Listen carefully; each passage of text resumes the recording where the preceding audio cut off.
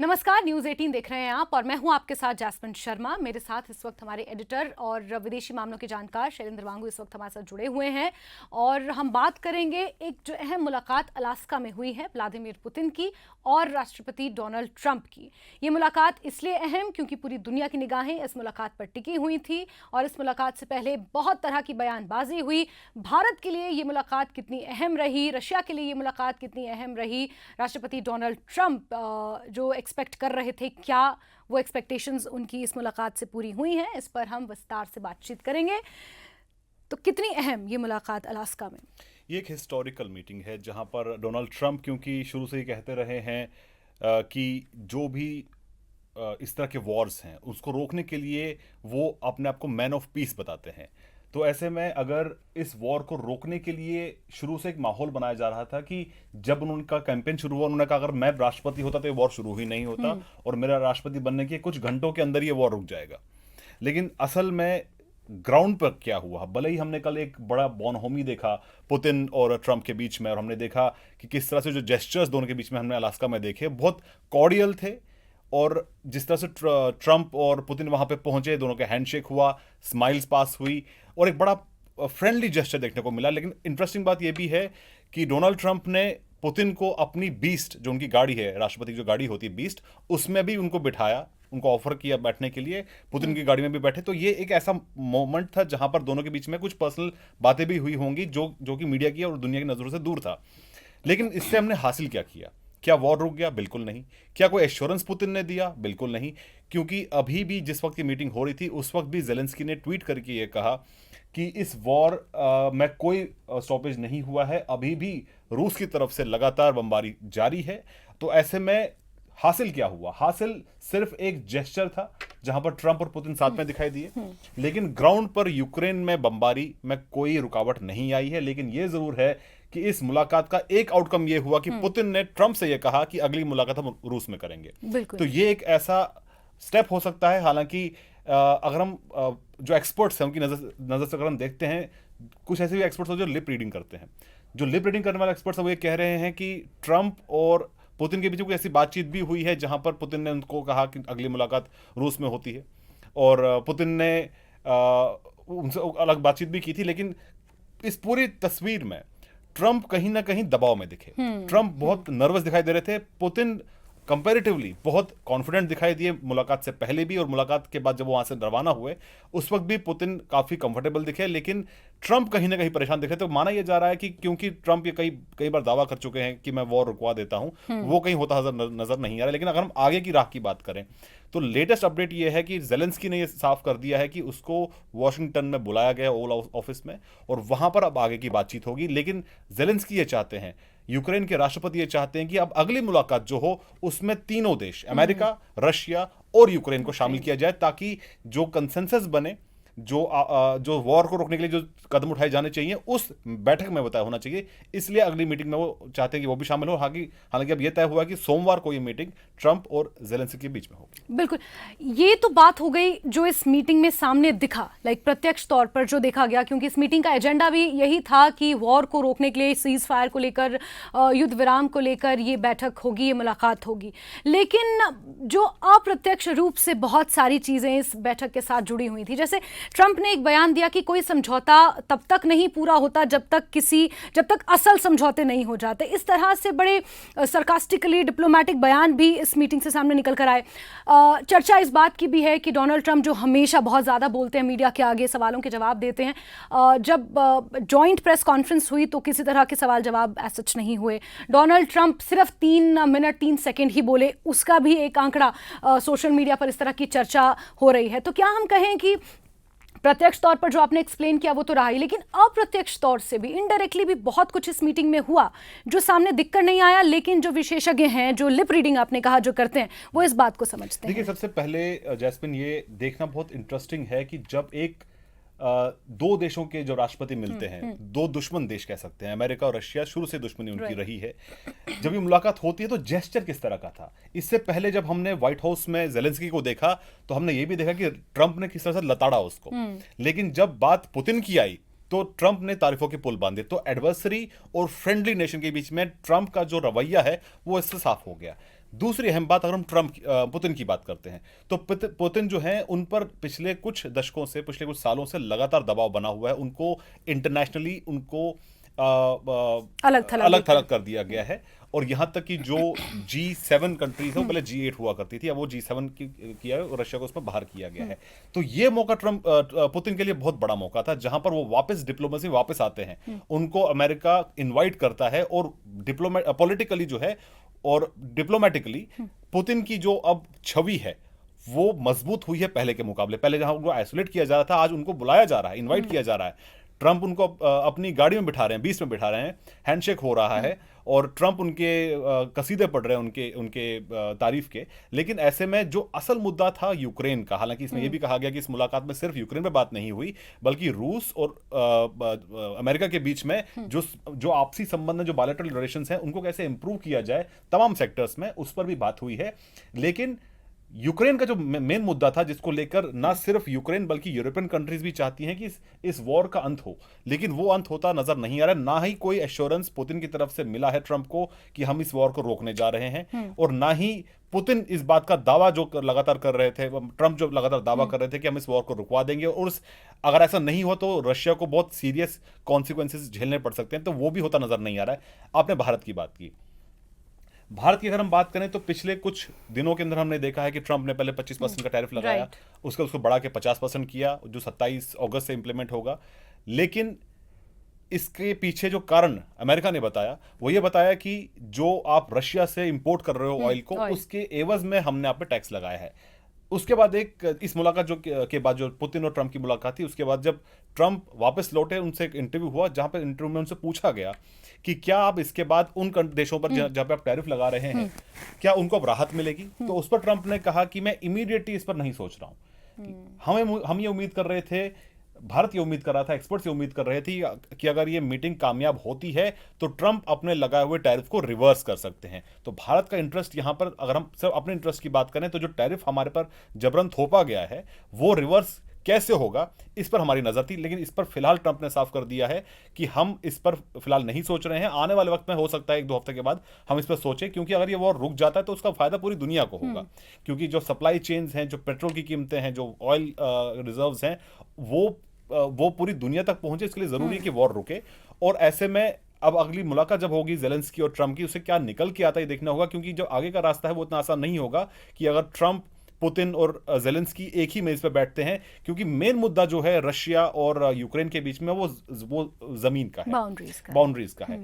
Russia ऐसे 3 इलाकों में चाहता है कि वहां पर वो कब्जा करे, और वो जमीन जो है वो यूक्रेन किसी भी कीमत पर देने को तैयार नहीं है। बिल्कुल, शायद यही कारण है कि पुतिन ने कहा कि ये वॉर तब तक नहीं रुक सकती, या डायरेक्टली तो नहीं कहा, लेकिन इशारा यही था कि जब तक मूल कारण, यानी कि जब तक मेन जो रीजन है उसको एड्रेस नहीं कर लिया जाता। तो क्या main reason is only about boundaries? क्योंकि रशिया तो ये चाहता है कि यूक्रेन के कुछ बड़े हिस्से, कुछ बड़ी बाउंड्रीज जो हैं वो अपने अपने कब्जे में ले ले और हथिया ले, और क्या पुतिन के लिए वो मेन रीजन है, मेन मूल कारण? पहले हमने देखा है कि किस तरह से रशिया ने क्रेमिया एक इलाका था जिस पे रशिया ने जबरन कब्जा किया और उसको अपने साथ जोड़ लिया। हालांकि उस टाइम, क्योंकि उस टाइम जो हम जियोपॉलिटिक्स देखते थे कि वहां पर रिबेल्स को इनिशिएट किया गया, रिबेल्स ने वहां पर अपने ही लोगों के खिलाफ बगावत शुरू कर दी, जिसके बाद क्रीमिया को एक तरह से कहा जाता था रूस की जबान में कि आज़ादी मिल गई।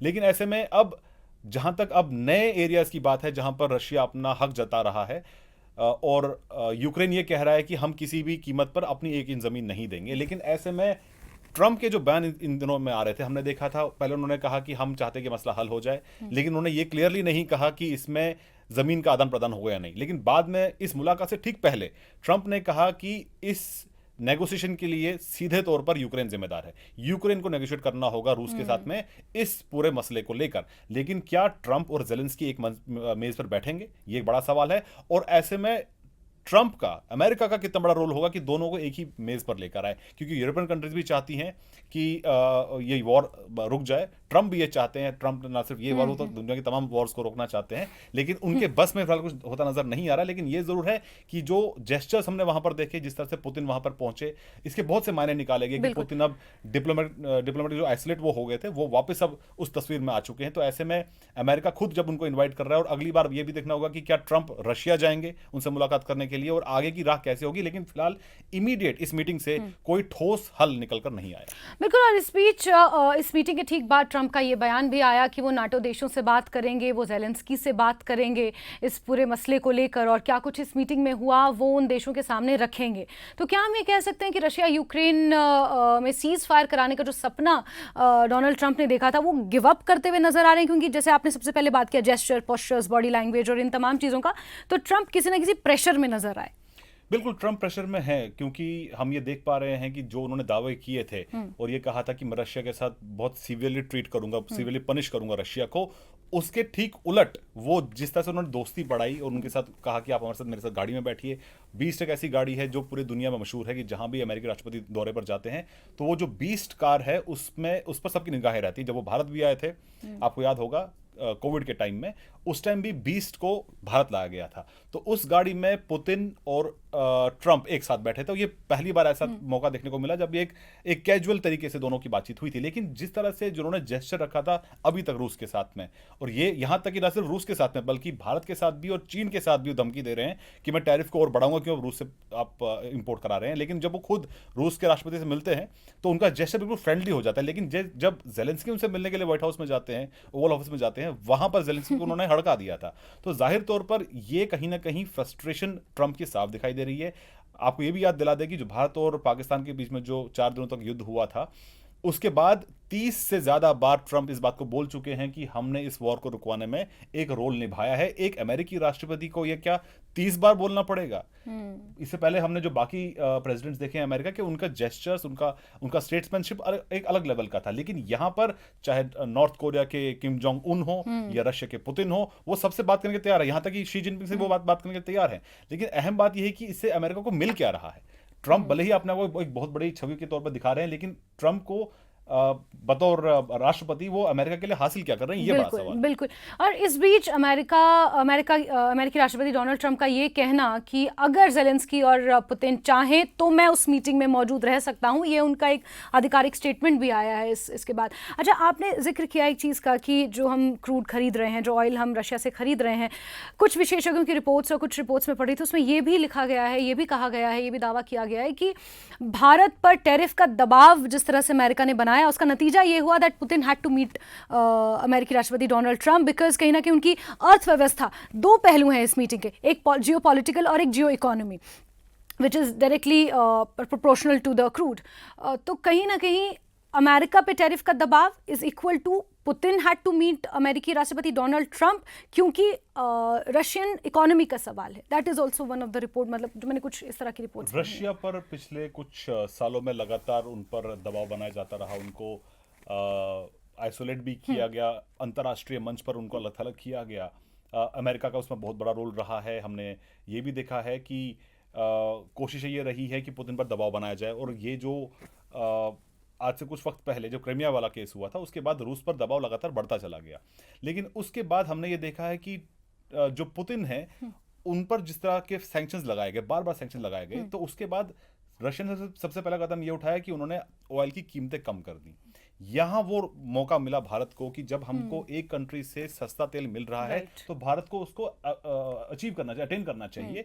इसीलिए भारत ने रूस से अपने इंपोर्ट्स बढ़ाना शुरू कर दिए, क्योंकि भारत की अगर हम बात करें तो भारत में 1.4 बिलियन लोग रहते हैं, उनकी एनर्जी सिक्योरिटी भारत की प्राथमिकता है। तो ऐसे में अपने एनर्जी इंटरेस्ट को ध्यान में रखते हुए भारत ने जो भी कदम उठाए कि हमें रशिया से अगर ऑयल इंपोर्ट करना है, अगर हमें ईरान से करना है, सऊदी अरब से करना है, कुवैत से या इराक से करना है, तो ऐसे में भारत ने अपने इंटरेस्ट को ध्यान में रखते हुए कदम उठाए थे। लेकिन ये तभी मुमकिन हो पाया जब रशिया पर सैंक्शंस लगाए और उन्होंने अपने ऑयल की कीमतों को कम किया।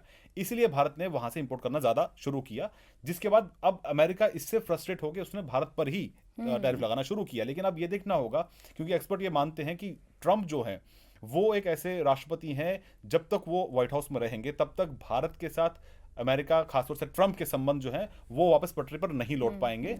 यहां तक भी कहा जा रहा है कि जो जो संबंध भारत और अमेरिका के पिछले कुछ दशकों में बने हैं, जो सिविल न्यूक्लियर डील से शुरू हुआ था, उन दशकों की बुनियाद बहुत पहले डल चुकी थी। वो बुनियाद बहुत मजबूत है, रिश्ते बहुत मजबूत हैं दोनों देशों के बीच में। तो ऐसे में सिर्फ एक ट्रम्प के कुछ एक बयान देने से, उनके कुछ सैंक्शन लगाने से उन संबंधों पर गहरा असर नहीं होगा, और जैसे ही ट्रम्प हटते हैं व्हाइट हाउस से, उसके बाद संबंध वापस पटरी पर आ जाएंगे। लेकिन एक अहम बात आपको अपने अपने व्यूअर्स में बताना चाहूंगा कि यूएस में जो कॉन्स्टिट्यूशन है उसके मुताबिक वहां की सरकार, ट्रम्प सरकार, कोई भी सरकार सिर्फ 4 साल तक चलती है। भारत में 5 साल, अमेरिका में 4 साल। उसमें भी एक कंडीशन है कि कोई भी राष्ट्रपति 2 बार से ज्यादा राष्ट्रपति नहीं बन सकता। यानी अगर ट्रम्प पहला अपना पूरा कर चुके हैं 4 साल, उसके बाद वो अगले 4 साल तक ही राष्ट्रपति बने रहेंगे। उसके बाद वो जिंदगी भर चुनाव नहीं लड़ पाएंगे। ये हमने ओबामा के साथ भी देखा था, वो 8 साल तक लगातार रहे, उसके बाद वो दोबारा राष्ट्रपति नहीं बन पाए। तो हमें इंतजार करना होगा संयम के साथ में कि जब तक ट्रम्प वहां पर हैं,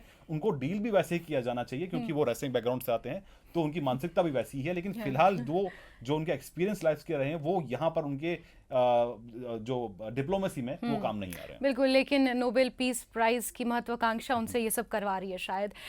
एक आखिरी सवाल आपसे लेना चाहूंगी। अलास्का को चुना गया इस मीटिंग के लिए, which was once a part of Russia only, और अब नेक्स्ट मीटिंग मॉस्को में, जिस तरह से पुतिन ने जिक्र किया कि अब अगली मीटिंग मॉस्को में होगी, बहुत सारी रिपोर्ट्स ये कह रही हैं कि पुतिन ये संदेश भी देना चाहते हैं कि boundaries can change, international boundaries can also change, क्योंकि अलास्का पहले रशिया का ही पार्ट था और अलास्का अब अमेरिकन कंट्री का पार्ट है, वहाँ की एक स्टेट है।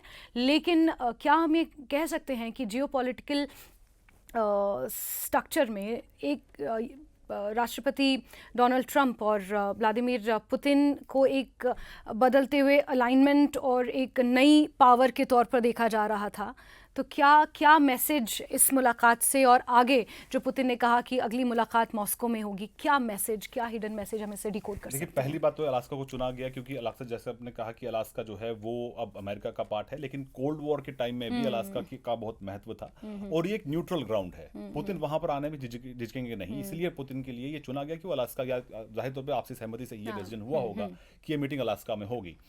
लेकिन अब इसके बाद अगर हम बात कर रहे हैं कि अगली मुलाकात जो है वो मॉस्को में हो सकती है, क्या इसके लिए ट्रंप मॉस्को जाने को तैयार होंगे? जिस तरह से उन्होंने जेस्चर इससे पहले रखे हैं, क्या वो उससे पीछे हटेंगे कि वो मैं एक बहुत सख्त प्रेसिडेंट हूं, मैं कोई बात नहीं करूंगा रशिया के साथ में? लेकिन अहम बात यह भी है कि अगर हम बात कर रहे हैं सिर्फ यूक्रेन को लेकर, अगर यूक्रेन में युद्ध रुकवाना है, उसके लिए अगर ट्रंप को मॉस्को भी जाना अगर पड़ा तो वो जा सकते हैं। लेकिन अहम बात यह है कि उससे हासिल क्या हुआ? पहली मीटिंग से कुछ हासिल नहीं हुआ। अगली मीटिंग जो है वो जेलेंस्की और ट्रंप के बीच में होने वाली है। जो तीसरी मीटिंग होगी, अगर ये मुमकिन हुआ कि तीनों जो राष्ट्रपति हैं एक ही मंच पर अगर बैठते हैं, तो ये बहुत बड़ा सिग्निफिकेंट एक मीटिंग होगी। लेकिन तब तक क्या ये वॉर रुक पाएगा? क्या कोई एश्योरेंस मिला है? ऐसा कोई एश्योरेंस मिला नहीं है। पहली मीटिंग से ट्रंप ने कुछ हासिल नहीं किया। पुतिन ने जरूर हासिल किया है कि उनका डिप्लोमेटिक आइसोलेशन खत्म हो चुका है, अब वापस वो अंतर्राष्ट्रीय मंच पर आ चुके हैं। हो सकता है कि यूक्रेन के बहाने अब वो अमेरिका को आर्म ट्विस्ट करें कि अपनी चीजों को मनवाने के लिए वो अमेरिका से, अब क्योंकि सीधा कनेक्शन हुआ है दोनों राष्ट्रपतियों के बीच में, तो वो अपनी बातें मनवाने के लिए, आपसे सैंक्शन हटवाने के लिए भी वो अब आर्म ट्विस्ट कर सकते हैं अमेरिका को। बिल्कुल, और दोनों ही क्योंकि पावरफुल लीडर्स हैं एक तरह से, जहां पुतिन पावर सेंटर बनना चाहते हैं, तो वहीं अमेरिकी राष्ट्रपति डोनाल्ड ट्रंप सबको कंट्रोल करना चाहते हैं और चाहते हैं कि वो एक शांति दूत बने पूरी दुनिया के लिए, और उनकी यही महत्वाकांक्षाएं कहां तक लेकर जाएंगी दोनों लीडर्स को, ये देखना काफ़ी महत्वपूर्ण रहेगा। अब अगली मुलाकात क्या वाकई मॉस्को में होगी या नहीं होगी, इसकी हालांकि अभी तक आधिकारिक पुष्टि नहीं हुई है। ये सिर्फ एक हल्के फुल्के अंदाज में पुतिन ने कहा था कि नेक्स्ट टाइम इन मॉस्को। और पहली मुलाकात महत्वपूर्ण इसलिए थी क्योंकि दुनिया की निगाहें इस पर टिकी हुई थी। हासिल क्या कुछ हुआ? ठोस तरीके से तो कुछ भी निकल कर नहीं आया। ट्रंप ने कई तरह के बयान दिए हैं, अब देखना होगा आगे उनके बयानों को किस तरह से बाकी कंट्रीज डिकोड करती हैं, यूक्रेन किस तरह से इन बयानों को लेता है, और क्या कुछ आगे इसका नतीजा निकलता है, ये देखना भी काफ़ी महत्वपूर्ण रहेगा। शैलेंद्र, बहुत शुक्रिया हमारे साथ जुड़ने के लिए इस चर्चा में। और फिलहाल इस चर्चा को यहीं ख़त्म करते हैं, और जो कुछ अंतर्राष्ट्रीय राजनीति में जो कुछ हो रहा है वो समय समय पर आपके सामने हम लेकर आते हैं, लेकिन फिलहाल इस चर्चा में इतना ही। नमस्कार।